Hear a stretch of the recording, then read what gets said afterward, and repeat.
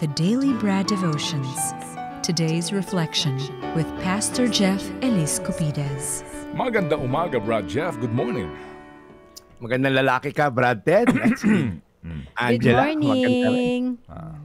Hindi ba Happy sumakit birthday ulo din mo? muna. Sige. Hindi mo Happy sumakit birthday ulo. muna, Derek Lim.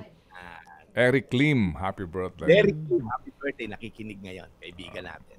Eric Lim, happy birthday to Happy you. birthday. Angela is magandang dilag. Bigyan mo ko niyang kid. Magandang dilag. Ano yun?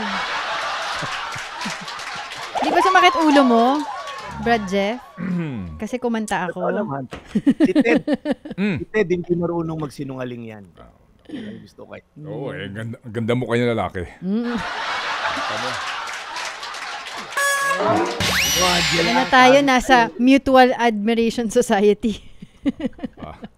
Okay, sige. So Brad Jeff, ito na. Pakinggan natin ang ating pong series this week para po sa ating magandang balita. At ito ho ang ating katanungan for tomorrow's What's on Your Mind. Go ahead, Brad. Yes, kahapon may nakita lang ako sa isang restaurant, Arnel at Mimi Asuncion. Thank you so much for always tuning in dito sa ating whole show. From 6 a.m. nakatune in na ito mag-asawa na ito. Pagtuloy natin pagdasal, yung anak niyong si Angelica na makapunta ng Australia. Again, happy birthday, Derek Lim. Paano pa natin mati-third around yung ating sitwasyon sa buhay? Pinag-uusapan kasi natin yung buhay ni Rahab. Isang prostitute na isang sasakuping bansa. Pero nabago po yung buhay niya. Ang ganda ng ending na to, Angela, abangan mo hanggang Biyernes. Narinig niya yung mga ginawang himala ng Diyos sa kanilang kalaban at siya'y naniwala. Alam niyo po, konting background lang para mas maintindihan at ma-appreciate natin itong si Rahab.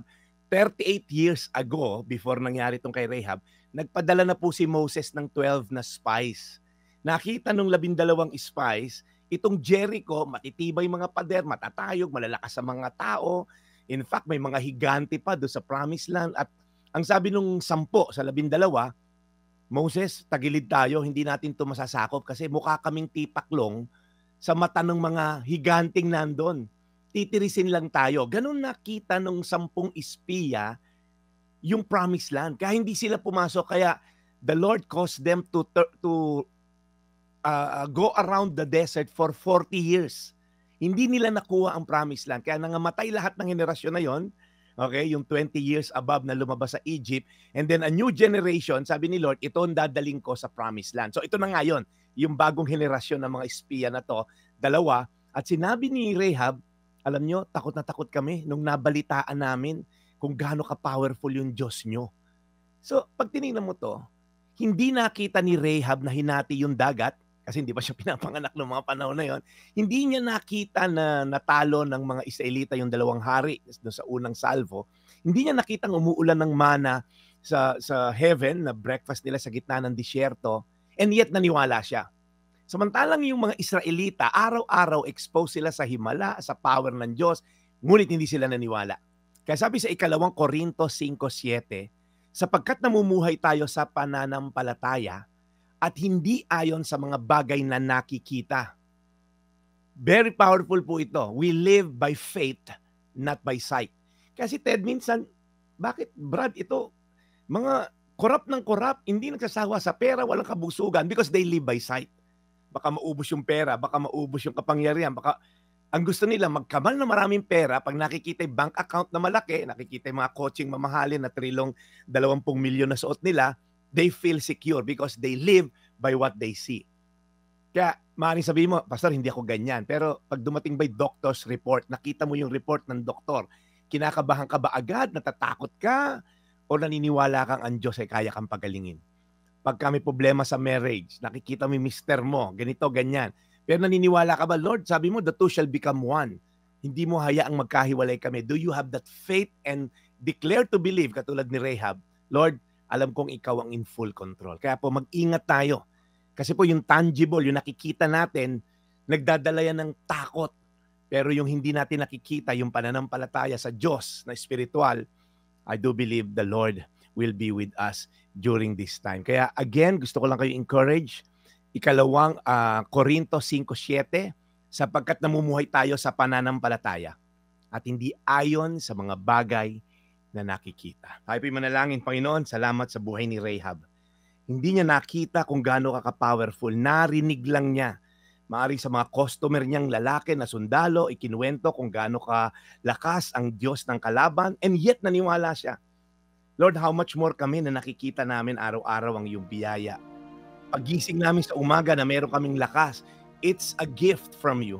So Lord, tulungan mo kaming tumatag ang aming pananampalataya. Dinadalangin namin yung mga nakikibaka ngayon sa hamon ng buhay, mga taxi driver, mga factory workers, mga BPOs na talagang lumalaban sa hamon ng buhay and yet nananatiling tapat sa iyo. Lord, wag mo kaming hayaang tumawid sa kabila yung mga taong maaasa sa sariling katatanan, sa sariling kakayanan. Lord, tulungan mo kami to trust you all the way. Salamat, Lord, sa pananampalataya na binubuhay mo sa puso ng bawat isa. In Jesus' name. Amen.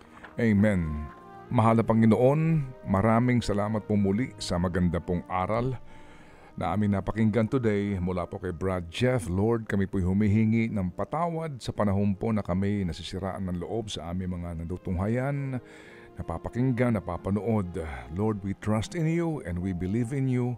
Kayo na pong bahala sa lahat po ng aming mga sinasabi dito po sa aming programa, tungo po lamang sa isang adhikain na magkaroon po ng magandang pagbabago sa aming bayan. Alagaan niyo po lagi si Brad Jeff, lalo na po ang kanyang kalusugan, ang kanyang mga mahal sa buhay at ang kanyang mga kapanalig sa kanila pong simbahan. In Jesus' name we pray. Amen. Amen. Amen. So Brad Jeff, it's happening tonight, ha? Hitman David Foster and Friends, 8 o'clock in the evening, Smart Araneta Coliseum. Na-surprise ang ating may bahay. Sabi ko, susurpresahin kita. Manonood tayo ng konsyerto. Sabi niya, saan ka kumuha ng pera, Jeff? Oo. Sabi ko, mayaman ang mga kaibigan ko. So, ayan. Thank you, Brad Ted. Galing yan kay Ma'am Siena Olaso. Yan. Sana all, Char. Oo, Siena. ng M-Quest. Good morning po, Ma'am, and thank you so Ate much po. Siena. Salamat na marami, Ma'am Siena. Napakabait na Ma'am Siena. Alright, sige. So, pero anyway, balitaan mo kami bukas, ha?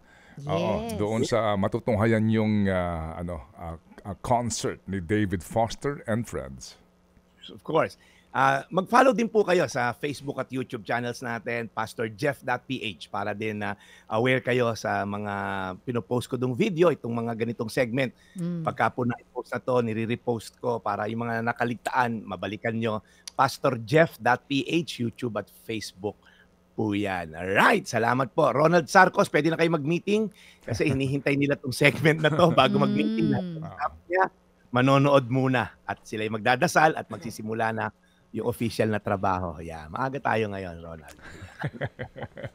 Thank you, Brad Jeff. Thank you very much. Thank you.